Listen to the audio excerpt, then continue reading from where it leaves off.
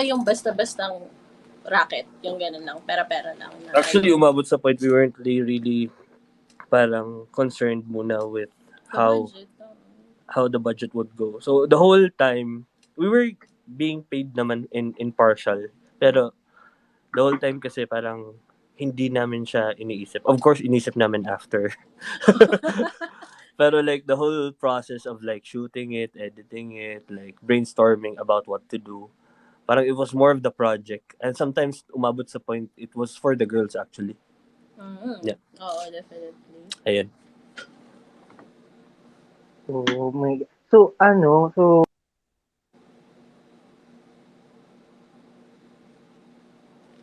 Ano?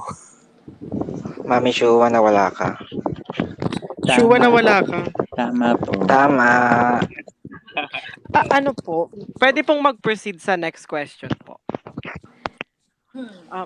Ako po may tatanong po kasi naka-attend po ako nung mismong premiere po nung ICYMI sa UP and tumatak po talaga sa akin yung sinabi niyo po direct na ano po, na yung regarding nga po sa concept ng L48 na saan po naglalak, which is yung sabi niyo po na kulang pa po sa yung kumbaga iaakma po sa Philippines yung mismong concept po nila, ganun po. Kumbaga ano po, sa nakita niyo po from naging inspiration nyo nga po na BNK48 handshake event po. Bale, paano po ba natin dapat siya igitna? Or paano ba natin siya ilalapit sa masa po? I don't want to say na eto dapat yung gawin. Kasi parang basically the point is nagpipinpoint na ako who's really at fault. Pero kasi the thing is there's this thing na how they're perceived as an idol group, yung basis pa rin is how the Japanese got really popular. And even up until now, that's in the minds of those na nagpapalakad ng group.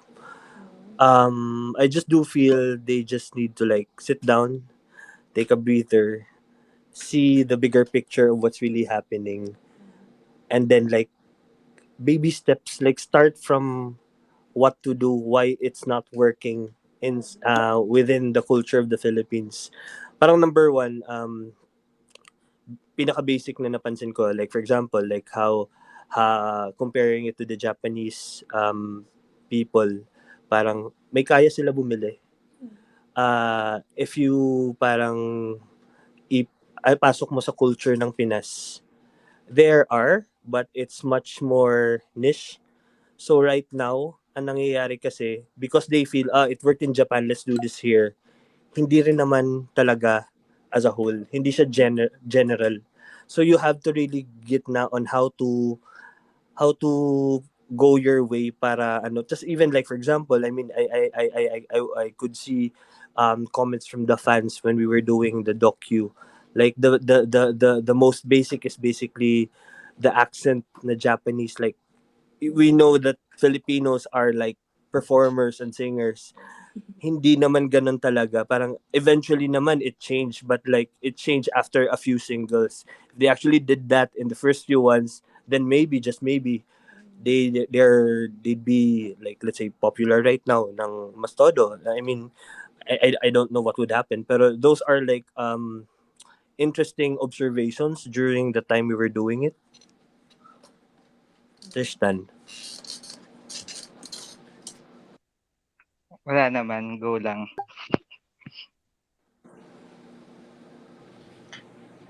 Pasalamat po direct sa sa insight nyo po kasi ever since lumabas po talaga kami ng cinema po, parang nagkaroon ng almost pivotal moment din sa fan club nga po na nag-resonate yung mismong message nyo po, yung answer nyo po dun sa Q&A na how do we make this work after nga nung mga struggles na naranasan din.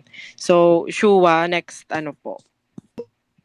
yes po, next question to ICYMI ay what's the difference in shooting the feature film, the ICYMI documentary, sa pag-shoot niyo naman po ng music video ng MNL48?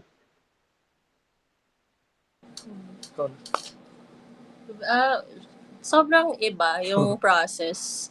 With ICYMI na docu, ano siya, daily thing siya. Financially Kasi- magkapareho siya kasi walang pera. Gag. Tama. Tama. Ano, Wait, walang... proseso-wise. Okay. Pati PKM, ganun Proseso-wise. siyang pati palisod kay Maybe, ganun siyang ka-low budget talaga. Mura lang yung Yeah. Low PKM. budget siya. Yes. It Super low really budget looks, yun. oh my God, it really looks super expensive. Ang galing niya talaga. Like, It came, hands down.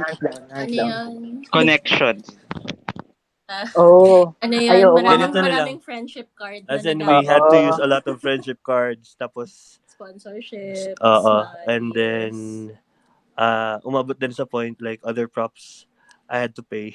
Ano din yun eh, naalala ko kasi nung time din na yun. As a team, parang syempre nagdi-discuss kami na parang ano ba yung kailangan, parang bakit hindi ko makagat yun. Tapos ang naiisip namin nun, kasi parang baka yung mga material na nakikita online ng mga tao nga is parang hindi pa at par dun sa mga ibang things. So parang inisip namin na basta magkaroon lang sila ng magandang MV na pwedeng But actually, PKM was a different process also because we had to follow some rules that were given to us. Like, nalibago kami dun. for example, the exposure of the Futawari. girls, the futawari, like, sino yung magkasama. Mm. So, it was Ang very daming technical rules. in a sense, in terms of how to frame everything. And at the same time, we had to finish in like a day. Tapos ang daming girls. Tapos ang daming girls. Imagine usually sa mga music videos, you're only shooting 1 or 2 or kunwari whole band. Tapos may frontman. This one is 16. 16 girls, tapos may rules how to edit it. Hindi pwedeng magkasunod. Si ganito, si ganyan. But also on our end, we wanted to like showcase everyone, like comparing it to the other MVs that were produced before PKM and even like other AKB like 48G MVs. Usually the other girls doesn't get that much focus. So it was more of the hard process actually, how to show everyone. Yeah, tsaka parang, ang naalala ko din, as in, naalala ko like with Trishtan nun. As in, very, very denumero, yung mga, may calculations. May kung numberings kung sino yung lalabas. Paano yung formation, sino yung pwede lang makita, sino lang yung pwedeng kasama sa frame, yun. So, yung part din na yun, challenging siya for the team din. Kasi first time din namin gumawa na may ganong restrictions. Pero masaya siya. Masaya siya gawin. Tsaka yung mga girls din, as in, never bumaba yung energy the whole day. Yeah, but I think what kept us going because it came in between we were shooting the documentary. Tas parang we pitched to do the PKM.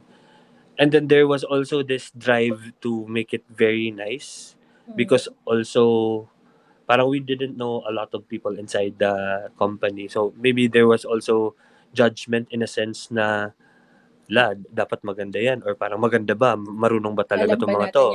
Alam ba yung ginagawa nila? So, ayun, medyo kami, bida-bida mode. Parang may feeling na kailangan rin patunayan sa kanila. Very na parang savior complex kasi 'di ba nanggaling kayo sa pag-ibig fortune cookie ganyan yun yung susundan nyo parang feeling ko parang sige this one na lang as a trivia na lang, we won't say how much but like among all the MVs that we did for MNL and Baby Blue, PKM is the cheapest. Oh my God. That's such a confession. Oh my God. Pero one of the best. Wait So lang. expensive. Wait lang. This is too much to to process. Like, really? Wait lang. You guys are Salamat joking. Pull na pull ang strings. Talagang labas na sa job description talaga nila pero talagang para sa girls po kumbaga. Hashtag para sa girls. Para sa girls. Wala na pa. Ay, Oh my God, idols ko na kayo talaga. Tuloy po tayo. Ang ganda to. Pero ba tayong mariraise na question from our audience, Nadim? We can get. You can get so, ayun. So, oh my God. Ayun po, then tuloy po tayo sa ating 365 naman po. Oo, yun, 365. Ano ba? Proseso? Process? What yes. question? Yes po, same kasi po with the PKM po. iba naman kasi yung atake kasi 'di ba ng 365. So, Yeah. ano po, how's the process po? Tapos, bakit niyo po kami pinaiyak? Ano pong gusto niyong patunayan? Ba't po kayo nananakit? So 365, so we were asked to do it, and then ano ba? It was during the time na nag-shoot pa ng docu, at the same time meron na yung chismis regarding the tanggalan, the general election. So first that came into mind, at least on my part, was I wanted to show everyone, like not just the Zenbatsu, but all the members and even not the trainees, no. Anyway, yun, I wanted to show everyone, and at the same time, it was always the complaint of people. We were reading comments over YouTube. PKM was nice but didn't have narrative, blah blah blah, something like this. Tapos, yun, we were listening to the song. It felt very nostalgic, so we wanted to also the main point also was to like baliktarin din yung tingin nila with 365 as a song, because the whole time we were watching MVs, it was always very sunny, it was bright and nice. Sabi namin we wanted it to be dark but with a story. That's yun. And then we just it was also part of the process. We asked the girls ano yung Tristan, di ba may specific na date na binigay yung pinatanong sa kanila? Parang in 5 years, parang where do you see yourself? Na pag hindi na MNL48, I think 5 or 10 years, parang ganun. Tapos we gathered their answers and like dun kumuha ng inspiration sa scenes nila. So from those answers, of course the others we had to tweak a bit. Kasi mahirap yung sagot. Kasi may mga gusto nila ng ganito, parang wala tayong pera, Travel guys. abroad, ganyan. Backpacking, ganyan. Backpacking at night.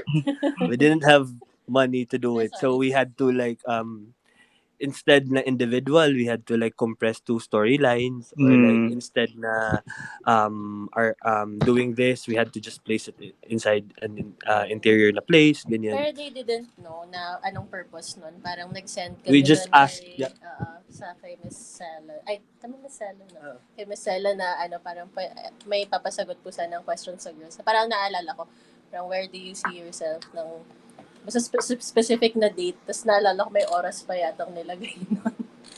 So, yun, parang random question lang. Naintindihan lang nila nung nagbe-briefing na before the shoot, parang day before the shoot. So, ira-run through yung schedule, yung mga mangyayari, ganyan. Tapos doon rin lang nila nalaman ano yung purpose. It was also a hard task to finish din the MV, since comparing it to the first one, PKM, parang it was just shot in one inside the studio with different sets. But this one kasi, it's location-based, exterior pa. So, the other producer, Bam Manlongat, parang had a hard time. She was really having a hard time. She was gonna fly out. So, she flew out to Macau. Pero she did a great job parang finding all these locations and fitting it into one whole day. Actually, Kwento mo yung nawalan ng location on the same day. Nawalan kami ng location on the same day. Pero naghanap kami, tapos parang in a way, ayaw namin din mag-compromise look-wise. Parang okay, we need to find, pero tapos parang ako, usually naman, if you're given another option, sige na lang, yan na lang. Pero kami, ayoko. Ayoko. Alam namin sa sarili namin na parang hindi siya nice tingnan. Pero yung nakatuwa, nasundala ni Bam yung maleta niya nung shoot. Kasi dadiretso na siya sa airport. So, sobrang hirap. Came to a point, we finished almost 24 hours. 4 a.m. ata. 4 a.m. Tapos, and everyone was kailangan hatiin na yung team. Yung parang may pumuntang Katipunan, tapos may pumuntang magkahiwalay na. As in, parang nagsasabay na. Sabi ko, Tristan, ikaw na sa Katipunan with Faith and Lay. eto yung kukunan mo. Tapos nag-shoot na kami sa kabila. Kasi parang, ang point was, we had to finish at least, but in my head, hindi talaga siya matatapos. We had to finish because budget constraints. Sobrang hirap. Anyway, we ended up, parang, we did not finish the whole thing. We had like a few scenes pa after. So, parang, day 2 kami, pero everything was on us na. So we did not use the same camera. We did not rent out lights. Everything was parang DIY. As in yung location nun, guerrilla, like yung parking lot doon.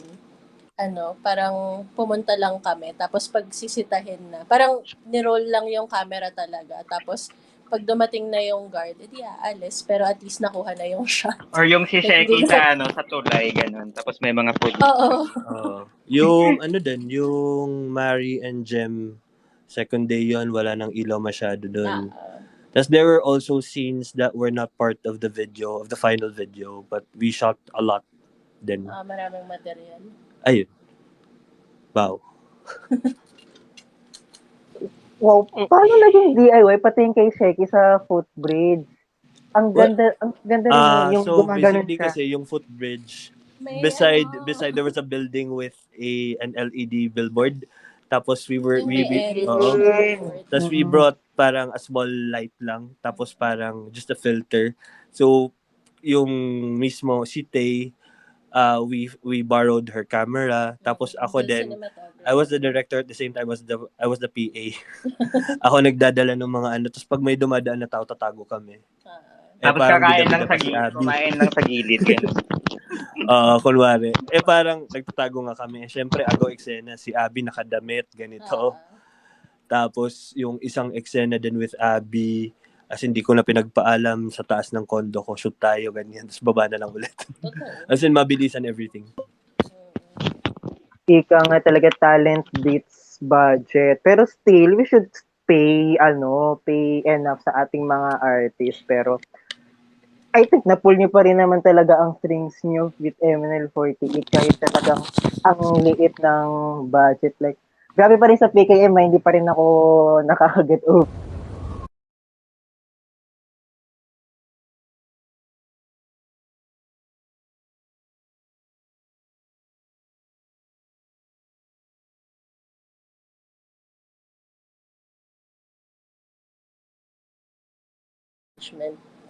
So, yeah, we don't want to talk further about how it is with us and the management. But of course, on our end, we want what's best for the material. So, yun. So, nagsastop.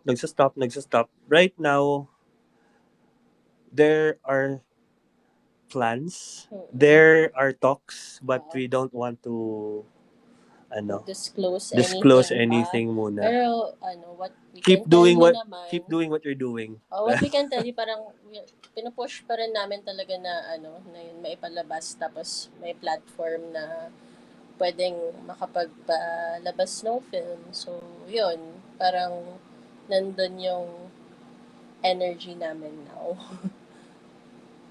Ang mahalaga, hindi talaga siya dead end. Like, meron pa rin talagang chance. So, I think ang gagawin talaga natin is maghintay. Sana talaga magyari.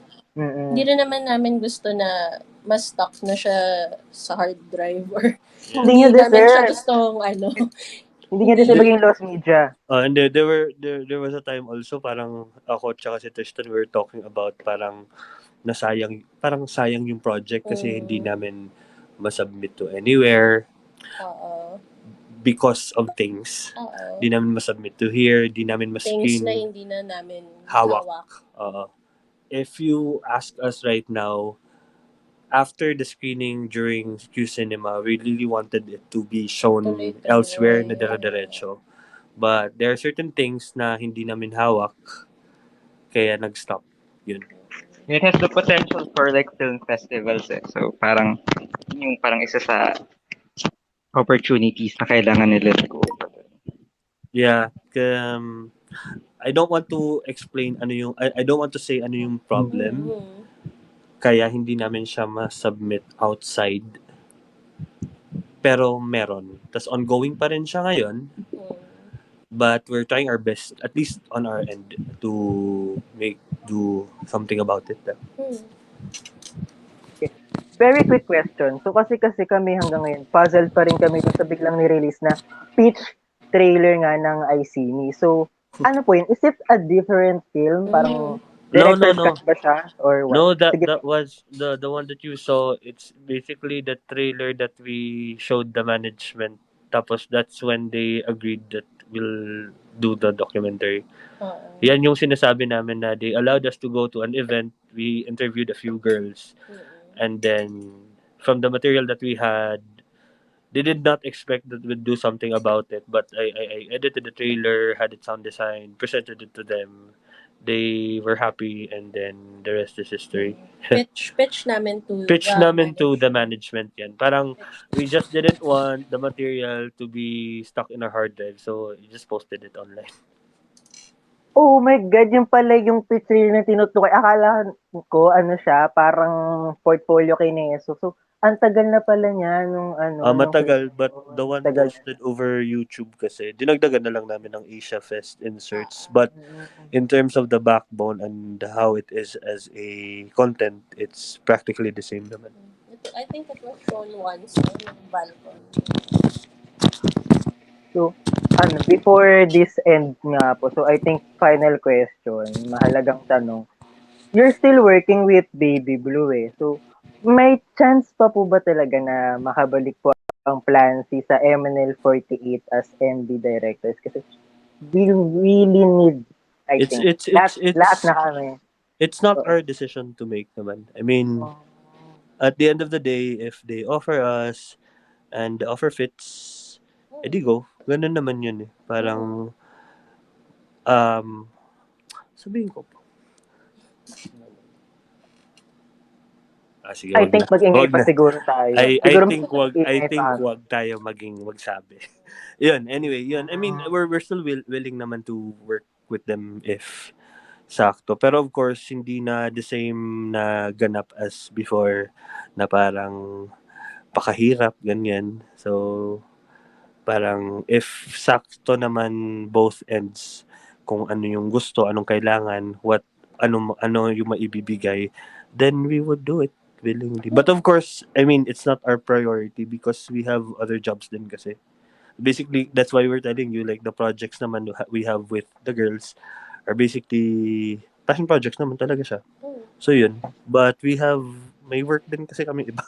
Yeah. Sabi, iba na talaga ang plan. Like, book and busy. Like, sobrang congrats talaga dun sa cleaners. Like, pero nagpa-fanboy talaga kami dun sa cleaners na film. Like, And also then yung upcoming na film nga na directed ni Direk Carlo yung yes. yung whether the weather is fine. I think Plan C is the next big thing, I think. I'm claiming it. Seryoso to. Oo. O parang sunod na yun sa mga black sheep, ganyan. Yung mga navy. Yung mga navy. Ay, pera na lang talaga. At least may talent. Yun ang mahalaga. May talent. Ang pera, susunod din yan. Dasal-dasal lang. Ganyan. At saka po comment din po namin kasi sobrang puzzled din kami kung paano po nagkaroon din ng sariling official soundtrack yung mismong film. Tama. So sobrang thank you din po. Ang ganda ng Sobrang love soundtrack. po namin ng soundtrack. Actually, just to add parang a trivia to everyone kasi everything na the one that you see sa IG, the posts, the posters, anything related to ICYMI that's not posted by the official account of MNL, it comes from our end. So those were a few plans that we wanted really. Like after the film gets screened, we wanted to release the whole, at least the soundtrack over Spotify so that people could listen to it. Parang not only we wanted to like really explore things that could like photo books. Yeah, Marami, so meron lahat talaga. Kasi ang dami talagang material as in guys. Like for example, like the tote bags were planned by us. The two designs of the posters were from our end. The shirts were not because it's pangit. Uh, uh, Basta anything related in terms of the releases of ICYMI, parang we really had lots of plans. Parang every interview, every event that we would go to, we had film cameras with us. we would take photos of all the girls. And then ending up like nung tapos na yung ICYMI or editing, tapos parang we saw all the material, sobrang dami. Kaya parang we don't want it to get lost lang na sa drive lang namin. That's why even though hindi pa siya nalalabas fully, we posted on IG, we posted over YouTube something na very short lang. So, feeling ko naman yung attitude naman namin as a team towards the project is, yun nga, parang di na, yung things na ginagawa naman namin, mas ginagawa namin dahil one, masaya siyang gawin, nag-enjoy kami, natutuwa kami. So, para siyang, hindi rin naman siya yung dahil sa like, work na ano. Kaya parang, kunwari yan, yung alam namin maraming material, hindi naman din siya yung parang pinipilit namin yung sarili namin ilabas na to next month, ganyan.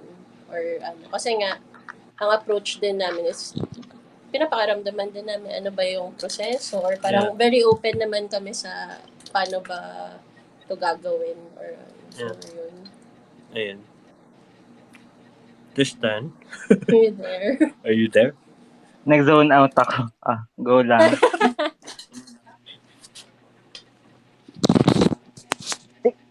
I think thank you po talaga sa sobrang ang dami po naming napulot nga sa ICYMI, ang dami naming new knowledge at ang dami rin yung na-inspire, I think talaga na ating tama. Especially sa ating mga 270 listeners na nakikinig, wow, may pa-subtle flex, ganyan. So, I think final message po sa ating 270 listeners, starting with Tristan, ayan, para hindi ka na mag-zone out po dyan sa kabit. And then, go guys, supportahan niyo pa rin yung MNL48. I think parang sobrang na-attach din ako sa journey nila towards their dreams. Tapos medyo nalayo na nga kasi wala na kaming projects with them. By layo, I mean, hindi ko na sila masyadong nakikita, ganun. Pero parang, inasa ko na sa inyo yung pagbantay sa kanila, ganyan. And supporting them until the very end. Ayun. Tama po ito. So, Sir Carlo? The same goes as what Tristan said naman. Parang continue supporting the girls. Like, coming from us na nakasama namin sila ng super tagal, parang we really see talent and parang yung dedication ng girls. Like, even to the point na I was doing my feature film, I really wanted to give them a chance and an opportunity to be known. Like, parang if there's a chance, i-recommend to here or to here. Ayun, ending up I made a film with Rans. So yun, parang I think the girls are very talented. There are certain problems but I really hope maayos siya in the near future. Tama. Miss po, ikaw po. Miss. Sorry po. Miss Mikey. Sorry na. Well, first of all, yun, gusto ko magpasalamat sa fans, sa, as in, kakaiba. Feeling ko dun din ako na-hook sa culture, dun sa whole world. As in, intense yung mga fans. Parang, isa sa pinaka nanghihinayang ako na experience is na-miss ko yung screening sa UP before. Parang, yun yung only chance to watch it na big screen. Lalo na now na pandemic na. Parang sayang kasi. Pero like, sinesendan akong videos noon nila Tristan, nila Carlo. As in, ang saya ng itsura. So parang kakaibang experience siya. Si Miss Mikey kasi nag-Egypt tsaka nag-Israel. Yun. Tapos yun, as in sa girls din, parang naaalala ko, parang isa sa like, nag-stick sa akin na sinasabi nila palagi na parang pag nag-work together sa mga music videos na parang nakaka-inspire daw kami ka-work, masaya daw, ganyan. Pero like in reality, dun sa whole process no.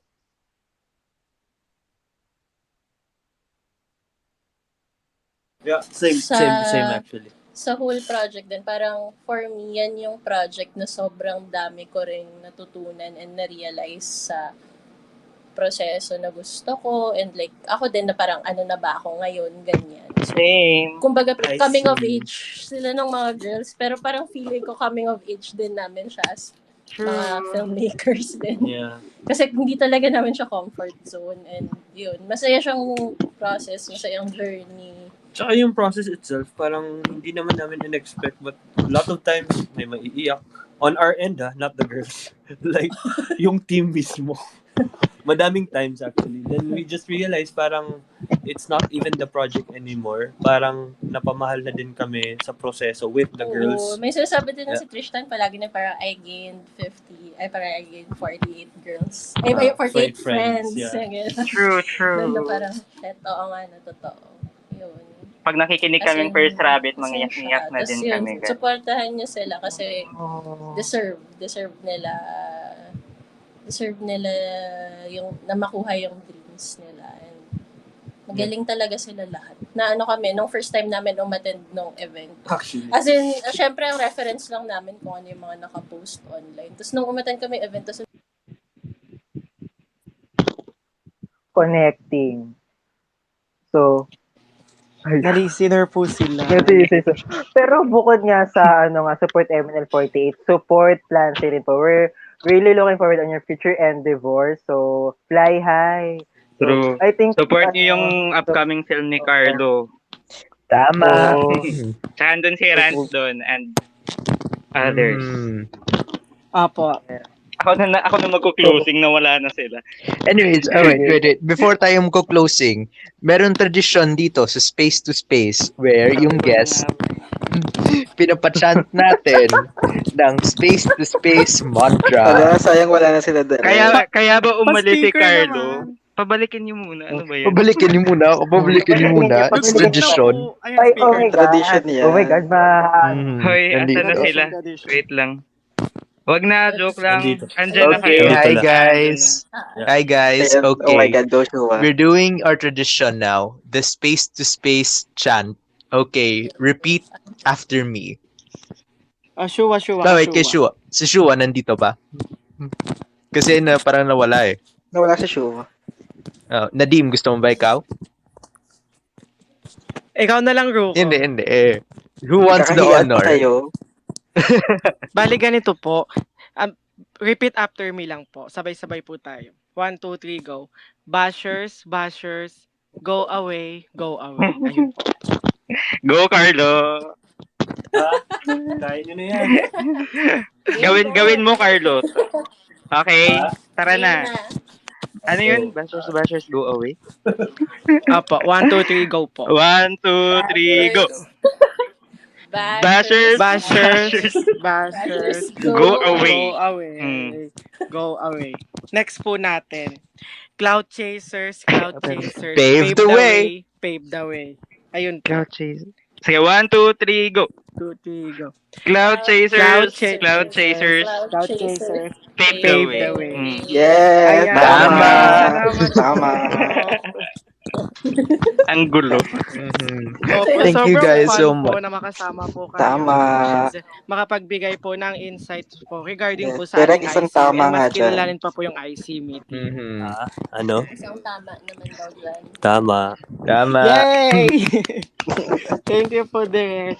Thank you so much. Paano naman si Shua, pa-speaker? Salamat po, ICYMI team. Hoping po na makita po namin kayo soon. Thank you po. Thank you. Bye-bye. Bye guys. Good Mag-ingat po night. palagi. Ingat kayo, ha? Good night. Thank you.